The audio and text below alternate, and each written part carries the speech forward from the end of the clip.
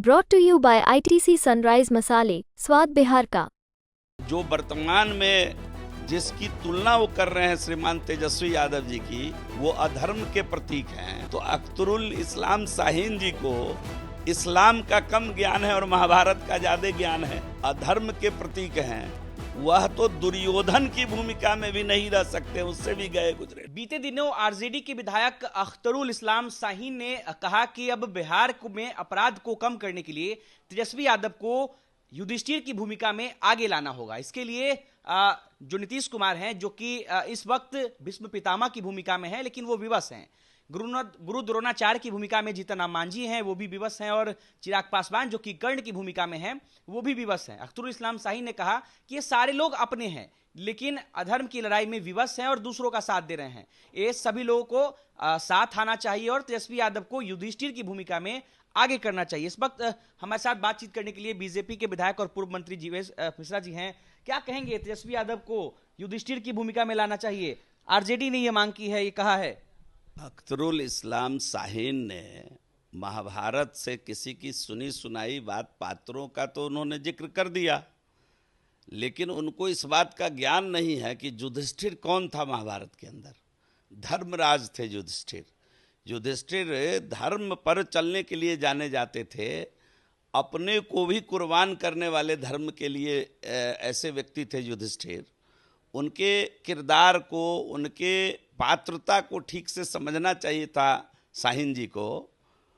और जो वर्तमान में जिसकी तुलना वो कर रहे हैं श्रीमान तेजस्वी यादव जी की, वो अधर्म के प्रतीक हैं।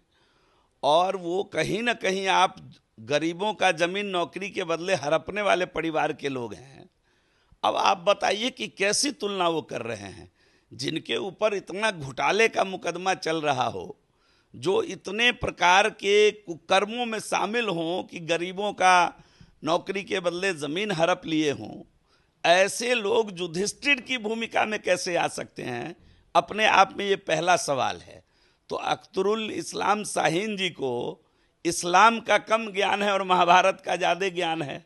तो हम तो समझ रहे हैं कि ठीक से पढ़ लेना, किसी से सुनी सुनाई बात बोलने की चेष्टा कर रहे हैं, तो वो अपने इस्लाम का ही उदाहरण देकर के चीज़ों को समझाएंगे तो बेहतर होगा।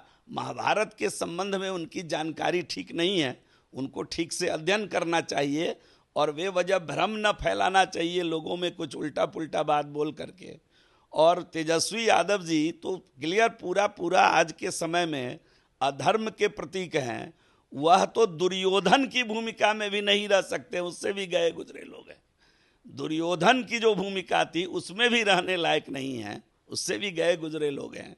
जनता इसको देख रही है और जनता इसको अच्छी भली प्रकार से समझ रही है। आने वाले दिनों में तभी तो अभी देख रहे हैं कि श्याम रजक जैसे लोग जो महासचिव थे, राष्ट्रीय महासचिव थे, उनको छोड़कर भाग रहे हैं। तो भगदड़ मचा हुआ है उनके खेमे में। देखिए आने वाले दिनों में क्या होता है। ये पार्टी 25 चुनाव तक रह पाएगी कि नहीं रह पाएगी, हमको तो इसकी चिंता है। अख्तरुल इस्लाम शाहीन जी किसके सिंबल से चुनाव लड़ेंगे, हम तो आज इसकी चिंता कर रहे हैं, वो बेचारे महाभारत की चिंता कर रहे हैं। एक सवाल आपसे और लूंगा मैं कि उन्होंने जीतन राम मांझी, नीतीश कुमार और चिराग पासवान को अपना कहा है। तो क्या लगता है कहीं ना कहीं जो आपके साथी हैं नीतीश कुमार, चिराग पासवान, इन लोगों को अपने तरफ वापस बुलाने की इतना उनको ज्ञान हो गया कि वो अब सबको अपना कहने लगे हैं। टेबल पर चढ़कर लड़ाई कर रहे थे विधानसभा के अंदर, विधानसभा के अध्यक्ष के आसन पर चढ़ने वाले लोग हैं ये लोग। तो आज कम से कम अपना विपक्ष के लोगों को कहने की हिम्मत जुटा रहे हैं, तो ये सद्बुद्धि भगवान उनको बना कर रखे।